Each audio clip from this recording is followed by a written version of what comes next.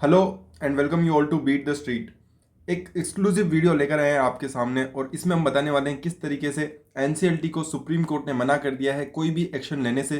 तो आज इस पूरी वीडियो में हम जानेंगे कि किस तरीके से सुप्रीम कोर्ट में आज हियरिंग हुई और आपको बताएंगे पॉइंट टू पॉइंट कि आज क्या डिस्कशन किया गया सुप्रीम कोर्ट में फ्यूचर डिटेल्स से रिलेटेड और साथ ही साथ अमेजोन से रिलेटेड और किस तरीके से किसके फेवर में यहाँ पर ये बात जाती हुई नजर आती है। बार एंड बेंच की वेबसाइट है जिससे हमने ये डेटा लिया है, तो आप उस पर पूरी तरह से रिलाई कर सकते हैं। पूरी हियरिंग की डे टू डे कन्वर्सेशन जो क्या हुई है वो आज हमको बताने वाले हैं। चैनल पर पहली बार आए हैं तो चैनल पर आपको सब्सक्राइब कर लेना चाहिए क्योंकि every thing about future Reliance deal आपको एक पूरी हमारे एक्सक्लूसिव प्लेलिस्ट है जिसमें आपको सारी चीज़ें बताई गई है और वन टू वन हमने बताया कि किस दिन क्या हुआ है, किस दिन क्या हुआ है और करीबन 35 वीडियोज है जिसमें हमने ये बताया है। तो आप उससे जाकर पूरा रिव्यू कर सकते हैं, तो आपको आज तक का स्टेटस भी पता चल जाएगा। और साथ ही साथ एक लास्ट वीडियो भी हमने डाली है जिसमें हमने बताया कि किस तरीके से अमेजोन इंडिया के सेलर्स को जो कि इन पर लिस्टेड है, जो उन पर लिस्ट है और इंडिया के रिटेलर्स को ठगने की कोशिश कर रही है। तो वो एक एक्सक्लूसिव इन्वेस्टिगेशन रिपोर्ट है, तो आप उसे जरूर विजिट कीजिए। उसका लिंक भी आपको प्लेलिस्ट के लिंक के साथ मिल जाएगा, तो आप उसे जाकर जरूर विजिट करें। अब आ जाते हैं आज के हियरिंग में देखने को मिला। चैनल सब्सक्राइब करना ना भूलें ताकि आपको सारी इसी अपडेट्स मिलती रहे। अब आ जाते हैं सबसे पहले कि किस तरह से आज डिस्कशन स्टार्ट हुआ। तो ये सबसे पहले यहाँ पर आ जाते हैं कि सुप्रीम कोर्ट ने मंडे को आज यहाँ पर रिस्पॉन्स मांगा था फ्यूचर डिटेल से कि जो प्लिया मांगी भरी थी अमेजोन ने कि हम चाहते हैं कि आप यहाँ पर दिल्ली हाईकोर्ट को बोलें कि दिल्ली हाईकोर्ट का जो ऑर्डर था उसका जो स्टेटस को का ऑर्डर दिया गया था उसके खिलाफ यहाँ पर अमेजोन ने चैलेंज किया था उससे सुप्रीम कोर्ट में, ताकि फ्यूचर डिटेल को रोका जाए, उनकी डील को अप्रूवल ना दिया जाए। तो ये चीज़ें यहाँ तक अभी तक का स्टेटस था। और जिसे नहीं पता है ये चीज़ें वो हमारी आप देख सकते हैं नीचे जो प्लेलिस्ट दी हुई है उसमें एक एक्सक्लूसिव वीडियो करके सेक्शन है जिसमें आप जाकर देखें। उसमें आपको अभी तक का जो सारा अपडेट है वो हम एक साथ एक ही वीडियो में बताया है। करीबन 25 मिनट की वीडियो है बट आपको वो पूरी वर्थफुल है वीडियो, तो आपको उसे ज़रूर देखना चाहिए। अब आ जाते हैं हाई कोर्ट ने आज जो ऑर्डर दिया था स्टेटस को का ऑर्डर जो रिलायंस फ्यूचर डील के फेवर में था और उनको बोला था कि स्टेटस को का ऑर्डर हटा दिया जाता है और एनसीएलटी को प्रोसीजिंग करने देनी चाहिए। तो वो चीज़ें आज अमेजोन ने चैलेंज की थी पहले और आज सुप्रीम कोर्ट में उसकी हियरिंग थी जैसा हमने हमारी वीडियो में भी बताया था। तो आज उसका क्या स्टेटस निकला है, उसमें अब आज हियरिंग में क्या क्या बात हुई वो अब हम देखने जा रहे हैं। तो जो बेंच थी वो थी रोहिंटन नरीमन करके जो बंदा है, उन्होंने यहाँ पे आज उसे हेड किया था जो कि आज के जो सुप्रीम जज थे। और इसके अलावा उन्होंने बताया कि प्रोसीडिंग्स बिफोर एनसीएलटी क्या चालू रहनी चाहिए या नहीं रहनी चाहिए, उसका जो आज है वो यहाँ पर बात निकल के आती है। और उसका जो फाइनल ऑर्डर है वो ये निकल के आता है कि एनसीएलटी अपना काम करती रहेगी बट वो एक फाइनल ऑर्डर यहाँ पर स्कीम में नहीं देगी। जी हाँ, एक सबसे इंपॉर्टेंट पॉइंट है कि फाइनल ऑर्डर नहीं दे सकती है बट काम कर सकती है। तो इसका आप समझ सकते हैं इसका कोई पॉइंट नहीं बनता है, बट जैसा है वैसा है कि फाइनल ऑर्डर यहाँ पर अभी तक एनसीएलटी नहीं दे सकती है, मतलब अप्रूवल आपको नहीं मिल पाएगा एनसीएलटी का, जबकि आपको दूसरा अप्रूवल मिल सकता है बट एनसीएलटी का यहाँ पर अप्रूवल नहीं मिलेगा। तो ये पॉइंट आज के सबसे इंपॉर्टेंट पॉइंट है। और आज अगर सबसे इंपॉर्टेंट जो पॉइंट निकल के आता है वो यही आता है कि एनसीएलटी ने यहाँ पर एनसीएलटी काम अपना चालू रख सकती है, जो मीटिंग बुलानी वो भी बुला सकती है बट आप स्कीम को अप्रूव नहीं कर सकते, फाइनल ऑर्डर नहीं दे सकते। तो ये चीज़ है। Issue notice Dustin addition to come up with the 3 weeks rejoinder to be filed 2 weeks thereafter the list thereafter. Meanwhile the NCLT proceeding will be allowed to go on but will not culminate in any final order of section of the scheme. तो ये निकल के आता है कि अभी यहाँ पर लिस्ट होगा, उसके बाद एनसीएलटी में जो प्रोसीडिंग है वो चलती रहनी चाहिए क्योंकि इसमें टाइम लगेगा, 2 वीक लग सकते हैं जॉइंडर फाइल करने में। और इन सब में ये कोर्ट का जो ये पूरा जो प्रोसीजर है वो कोर्ट का प्रोसीजर है जिसमें यहाँ पे बताया गया है कि 2 वीक लगेंगे रीजॉइंडर फाइल करने में और इसके अलावा यहाँ पर 3 वीक और लगेंगे। तो ये चीज़ें बताई है। तो इसका अभी तक फाइनल डेट अभी तक यहाँ पर निकल के नहीं है, तो वो फाइनल डेट आती है हम आपको सबसे पहले बताएंगे। तो उसके लिए आपको चैनल को सब्सक्राइब करके ज़रूर से रखना चाहिए। अब आ जाते हैं कि आज जो डिस्कशन हुआ वो क्या हुआ। तो जो ये डिवीजन बेंच है वो दिल्ली हाई कोर्ट ने यहाँ पे will not proceed with the matter further that the senior counsel brought the same to the court's attention obviously show them this order we don't need to say that the bench said. कि bench ने ये बताया कि आप उन्हें ये order बता दें क्योंकि अमेजोन ने अकेले ने इसे चैलेंज किया था, तो फ्यूचर डिटेल मेरे हिसाब से यहाँ पर मौजूद नहीं था और इसके कारण उन्होंने कहा कि हमारा आप ऑर्डर दिखा दें और ये ही यहाँ पे होगा कि फुलफिल कर देगा हर चीज़ को। Amazon has moved the Supreme Court challenging the Delhi High Court order, which had stayed the implementation of status quo order passed by single judge of the High Court with respect to future Reliance deal. The order under challenge was passed by a division bench of the High Court in an appeal preferred by future retail deal against the status quo order passed by a single judge bench of the. तो सबसे पहले क्या हुआ था कि 2 फरवरी को status क्वो का order आया था, जिसमें बताया गया था कि अब आप आगे डील को प्रोसीड नहीं कर पाएंगे, आपको पहले हमारे को स्टेटस बताना पड़ेगा। दिल्ली हाई कोर्ट ने जो जस्टिस जे.आर. मीधा थी, जे.आर. मीधा ने यहाँ पर ये पॉइंट रखा था कि आप जब तक प्रोसीड नहीं कर पाएंगे जब तक हमारे को पहले स्टेटस बताए कि किसने 5 अक्टूबर 2020 जब 5 अक्टूबर 2020 जब SIAC का ऑर्डर आया था, उसके बाद किसने किसने यहाँ पर क्या क्या चीज़ें की है, इंडिया में कहाँ कहाँ अप्रूवल मिला है और क्या क्या चीज़ें हुई है, वो आपको बताना होगा। बट उसके बाद यहाँ पर पॉइंट निकल के आता है कि अभी तक जो भी चीज़ें हुई है तो आपको सबको रोक दिया गया था। मतलब स्टेटस को ऑर्डर देना मतलब कि सबको आप जहाँ पर हो वहीं पर रह जाओ और रुक जाओ। तो इसके चलते NCLT को यहाँ पर रुकना पड़ता। बट उनके जो वकील थे उन्होंने इसे चैलेंज किया और फ्यूचर रिटेल को यहाँ पर अगले जो चैलेंज किया गया था उसमें स्टेटस को ऑर्डर पे यहाँ पर चैलेंज लग गया और स्टेटस को ऑर्डर को यहाँ पर स्टेटस को ऑर्डर पे स्टे लग गया था, तो वो खत्म हो गया था। बट फिर इस ऑर्डर को जो उन्होंने पास किया उसे सुप्रीम कोर्ट में चैलेंज किया, जो आज जिसकी डेट थी, और अमेजोन ने यहाँ पर उसे चैलेंज करके बताया कि किस तरीके से यहाँ पर चीज़ें चेंज हुई। तो मैंने आपको कल की वीडियो में बताया था 22 फरवरी को आज सुप्रीम कोर्ट में चीज़ें होने वाली थी। तो NCLT को यहाँ पर बताया गया था आपको फाइनल ऑर्डर नहीं देना है और आपको केवल आप प्रोसीडिंग करके चालू रख सकते हैं, क्योंकि इसमें टाइम लगता है और हमारी प्रोसीडिंग चालू रहेगी, रिजॉइंडर और ये सब जो फाइल करने हैं वो सब भी चलता रहेगा। तो इसके बाद यहाँ पर हम पढ़ते हैं, तो यहाँ निकलते आता है कि सिंगल जज पास द स्टेटस को ऑर्डर। तो ये मैंने आपको बता दिया। Amazon has contended that the division bench order is illegal and the arbitrary part from being without jurisdiction. तो जो Amazon है उन्होंने इस जो ऑर्डर जो पहले जो ऑर्डर दिया गया था उससे बताया कि ये आर्बिट्रेरी है और साथ ही साथ इलीगल घोषित करता हुआ नजर आया Amazon। In its special leave petition before the Supreme Court, Amazon has asserted that the division bench of the High Court could not have heard a letters patent appeal from an order passed under Section 17(2) of the Arbitration Act। ये पूरी law की language है, तो ये न तो आपको समझ में नहीं आएगी, तो इसके ऊपर हम नहीं जाते हैं कि ये सेक्शन 17 की बात कर रहे हैं। जो आर्बिट्रेशन एक्ट होता है उसमें किस तरीके से इंडिया में उसको लागू करना चाहिए उसके रिलेटेड ये बात चल रही थी, जिसका ऑलरेडी हमने डिस्कशन किया है। जब हमने दिल्ली हाई कोर्ट की हियरिंग देख रहे थे तब मैंने बताया था कि किस तरीके से आर्बिट्रेशन का इस पूरे जो वाकया हुआ है Amazon वर्सेज फ्यूचर रिटेल में, उसमें कितना बड़ा रोल प्ले करता है कि सिंगापुर इंटरनेशनल आर्बिट्रेशन कोर्ट का जो वाकया है, जो उनका यहाँ पर इसमें रोक लगा सकता है क्या नहीं लगा सकता, वो देखना बहुत ही इंपॉर्टेंट है। फ्यूचर रिलायंस डील के रिलेटेड होल्ड क्या SIAC लगा सकता है नहीं लगा सकता, वो बहुत इंपॉर्टेंट है। और वो अभी तक यहाँ पर दिल्ली हाई कोर्ट में उसका केस चल रहा है।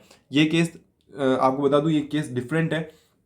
स्टेटस को का ऑर्डर जिसको दिया गया था दिल्ली हाई कोर्ट में, उसको चैलेंज किया गया दिल्ली हाई कोर्ट में ही, और उसके बाद फिर उससे Amazon ने चैलेंज किया सुप्रीम कोर्ट में। तो ये वो केस है, तो आप कंफ्यूज ना हो, तो आपको समझ में आती रहेगी।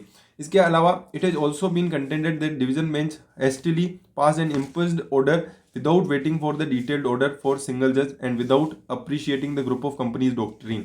उन्होंने बताया कि जो सिंगल जज थी, जो डॉक्टर मीधा मतलब जो मीधा थी, जिन्होंने सिंगल जज ने ऑर्डर पास किया था, तो उन्होंने यहाँ पे इंटरिम ऑर्डर पास किया था जिसे ही चैलेंज कर दिया गया था। तो इन्होंने बताया कि उन्हें इसके लिए तो रुकना चाहिए था कि कम से कम सिंगल जज का जो पूरा टोटल ऑर्डर आने का और डिटेल ऑर्डर आने का वेट करना चाहिए था, उसके बाद इसे चैलेंज करना चाहिए था। तो वो भी यहाँ पे पॉइंट निकल के आता है, जिसका कोई तुक मेरे हिसाब से बैठता नहीं है, क्योंकि अगर इंटरिम ऑर्डर आ गया है तो इसके कारण उनकी प्रोसीडिंग होल्ड हो जाएगी, और अगर NCLT का अप्रूवल नहीं मिलता है तो अल्टीमेटली रिलायंस फ्यूचर डील को NCLT और शेयर होल्डर का अप्रूवल चाहिए, और अगर वो नहीं मिलता है तो उनके लिए तो काफ़ी यहाँ पर दिक्कतें खड़ी हो रही है। और वो उन्होंने ये तक बोला है कि अगर हम ये नहीं अप्रूवल लेते हैं तो हमारे को यहाँ तक कि इंसॉल्वेंसी के लिए जाना पड़ेगा और काफ़ी बर्बादी यहाँ पर देखने को मिलेगी, एम्प्लॉय हो चाहे और दूसरी चीज़ें हो।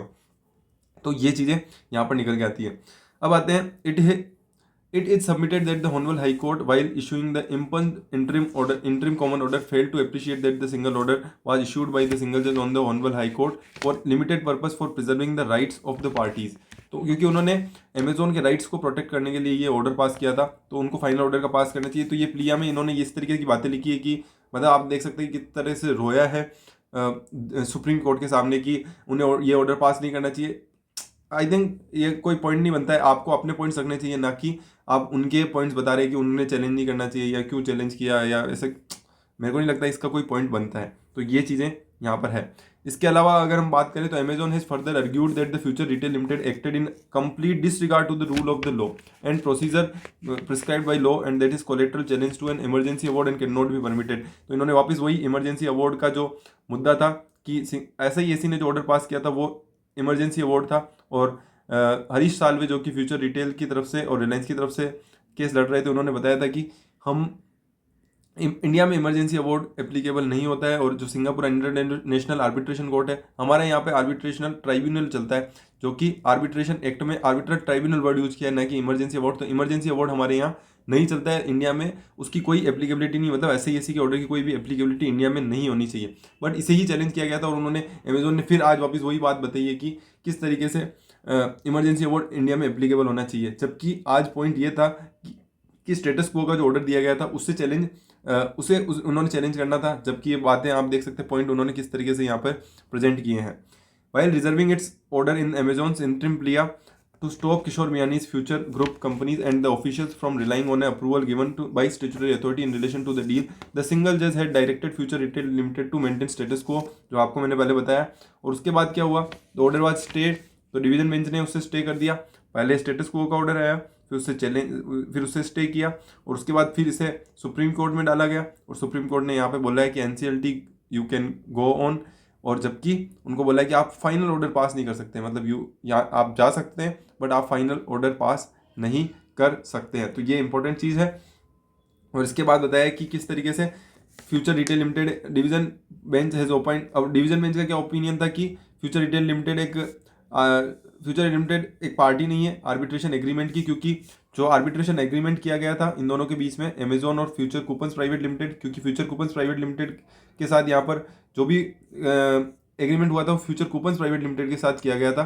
तो ये उन्होंने बताया कि फ्यूचर रिटेल लिमिटेड तो पार्टी ही नहीं है और उसके साथ कोई कॉन्टेक्ट ही नहीं हुआ है, तो हम इंटरनेशनल आर्बिट्रेशन कोर्ट में फ्यूचर रिटेल लिमिटेड के रिलेटेड ऑर्डर को क्यों माने। तो ये पॉइंट निकल के आता है जो उन्होंने एक्सप्रेस किया था पहले दिल्ली हाई कोर्ट की हियरिंग में, और वही पॉइंट आज इन्होंने बताया कि हमें इन्होंने यहाँ पे पॉइंट आउट करते हुए कहा कि ग्रुप ऑफ कंपनीज होते हैं तो डॉक्ट्रिन लगता है, और वो सब चीज़ें यहाँ पर वापिस बताते हुए वो नजर आए। और इसके बाद क्या हुआ है, सो when the matter was taken up by apex court hearing on Monday, Justice Nariman said that the order under challenge seems to have decided the appeal finally at the interim stage. So what we are proposing to do is issue notice and stay the NCLT proceeding, said Justice Nariman. Senior advocate Harish Salve जो कि future को represent कर रहे थे, उन्होंने bench को बताया कि High Court has kept the appeal for further hearing on Friday this week, क्योंकि 26 फेब को यहाँ पर नेक्स्ट हियरिंग होने वाली है। तो उन्होंने बताया कि 26 फेब को नेक्स्ट हियरिंग होने वाली है और आपको इसे सॉल्व करना चाहिए। उन्होंने कहा था कि हमें तो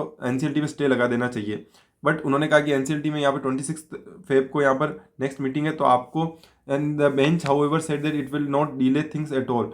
उन्होंने बेंच ने ये भी उन्होंने आगाह किया कि हम यहाँ पर चीज़ों को आगे नहीं खींचेंगे, चीज़ों को आगे नहीं बढ़ने देंगे। The subject matter is whether the amalgamation goes through और not.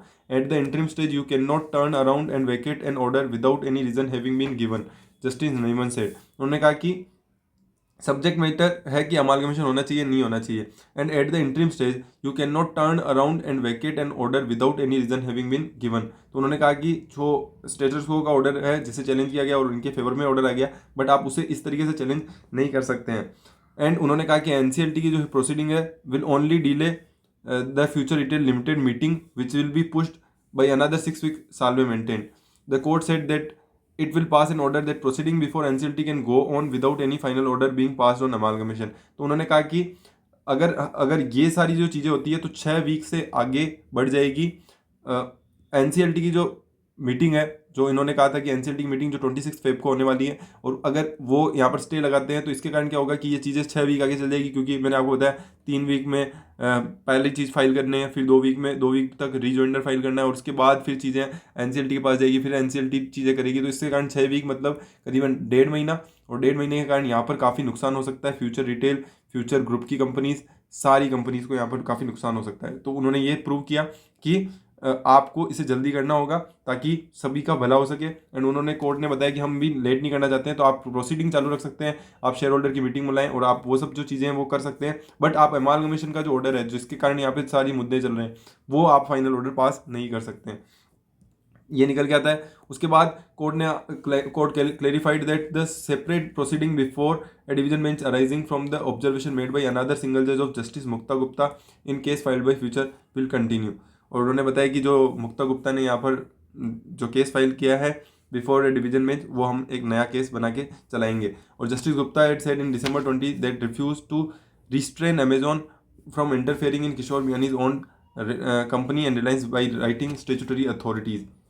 Justice Gupta had in December 20 refused to restrain Amazon from interfering in Kishore Biyani. तो ये चीज़ें यहाँ पर निकल के आती है कि जस्टिस गुप्ता ने यहाँ पर उनके खिलाफ भी यहाँ पर कुछ पॉइंट्स निकल के आते हैं। That observation made by another single जज of justice Gupta in case filed by Amazon Future against Amazon will continue. वो जो केस चल रहा है वो ऑलरेडी चलता रहेगा, जो दिल्ली हाई कोर्ट में केस चल रहा है वो ऑलरेडी चलता रहेगा।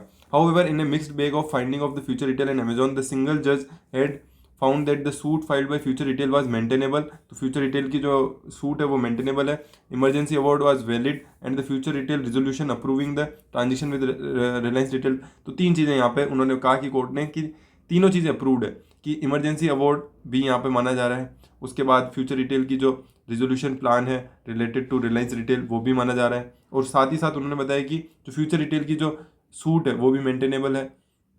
तो तीनों चीज़ों में से दो चीज़ें इनके फेवर में है, फ्यूचर रिटेल के और रिलायंस के, और वहीं एक चीज़ जो इमरजेंसी अवार्ड वाली है वो इनके फेवर में नहीं है। This order is also under challenge by Amazon before a division bench and is slated to be heard today. The Supreme Court however made it clear that the said matter is not before it and the top court will not interfere with the same and Amazon was represented by senior advocate Gopal Subramaniam and law office with and the AZB and partners. तो ये सारी चीज़ें निकल के आती है आज की हियरिंग में कि कितनी सारी चीज़ें चल रही है और किस किस के फेवर में क्या क्या चीज़ें हैं। तो आपको मैं बता दूं, अगर शॉर्टकट में बताएं तो अभी सबसे इंपॉर्टेंट चल रहा है कि 26 फेब को होने वाली है NCLT की हियरिंग, जिसमें यहाँ पर अगर शेयर होल्डर का अप्रूवल मिल जाता है तो यहाँ पर अब कोई अप्रूवल की बारी नहीं रहेगी, केवल NCLT का जो फाइनल अप्रूवल है वो यहाँ पर पेंडिंग रहेगा। और उसी के बाद यहाँ पर डायरेक्ट अमालगमेशन आप कर सकते हैं रिलायंस और फ्यूचर का।